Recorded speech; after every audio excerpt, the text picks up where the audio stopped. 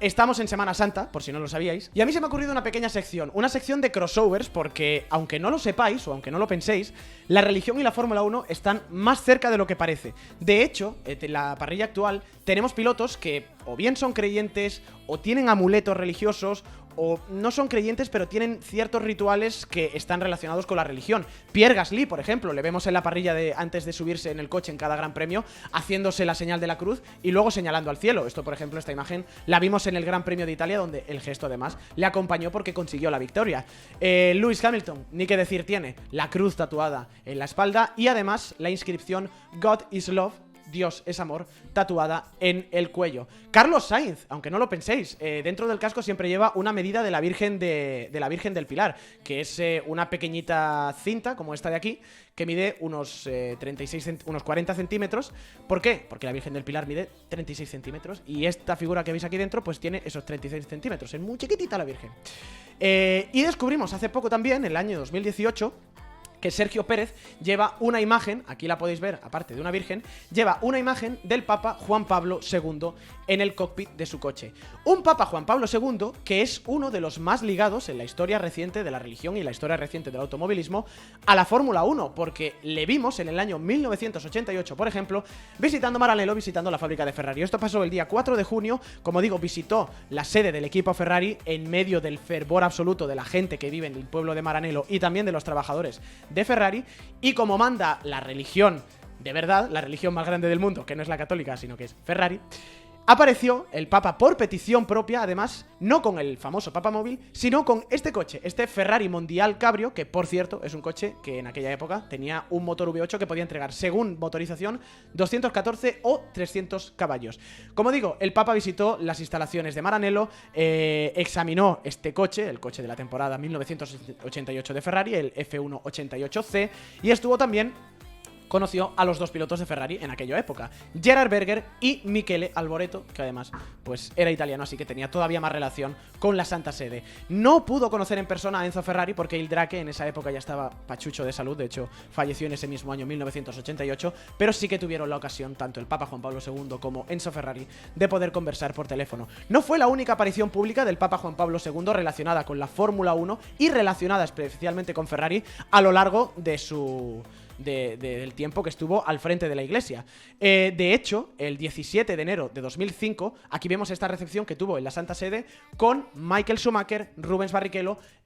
Luca Cordero di Montechémolo también, aquí le vemos en este besamanos que estaba teniendo el Papa con Michael Schumacher, y en ese 17 de enero de 2005 le entregaron esto, la maqueta del Ferrari F2005, coche con el que Ferrari compitió en esa temporada 2005 y coche que de hecho lució de esta manera en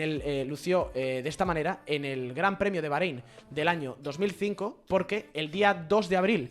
falleció el Papa Juan Pablo II, fue su funeral, y el día 3 de abril se celebró el Gran Premio de Bahrein, así que como muestra de respeto, como homenaje al fallecimiento del Papa, Ferrari decidió pintar tanto el coche de Michael Schumacher como el coche de Rubens Barrichello con el morro de color negro. De hecho, no fueron los únicos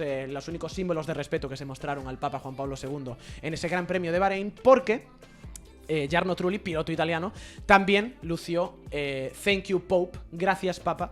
esta pegatina en su casco durante ese Gran Premio de Bahrein del año 2005. De hecho, tengo que deciros que la historia del Papa Juan Pablo II está bastante ligada con la Fórmula 1 en su proceso de canonización, en el proceso en el que conviertes a una persona, de una persona regular, a un santo. La Fórmula 1, como digo, en ese proceso de canonización estuvo bastante involucrada. Creo que algunos quizás sabéis por dónde vamos. Gran Premio de Canadá del año 2017, vuelta número 44 de la carrera. Robert Kubica intenta adelantar a Jarno Trulli, se tocan y el resto es historia. Uno de los accidentes más aparatosos de la historia de la Fórmula 1 moderna. Robert Kubica, que salió ileso de aquel golpe, y muchos creyentes lo atribuyeron a una intervención divina del Papa Juan Pablo II. De hecho, hay que decir que Robert Kubica era muy devoto de Karol Wojtyla, que era el nombre de Juan Pablo II, ciudadano de Polonia, compatriota por tanto de Robert Kubica. De hecho, Robert, en sus primeros cascos, este es del año 2006, llevaba esta inscripción, Jan Paweł II, que es, como se dice en polaco, Juan Pablo II. Y además de esta inscripción en el casco, también llevaba una figurita, llevaba una pequeña fotografía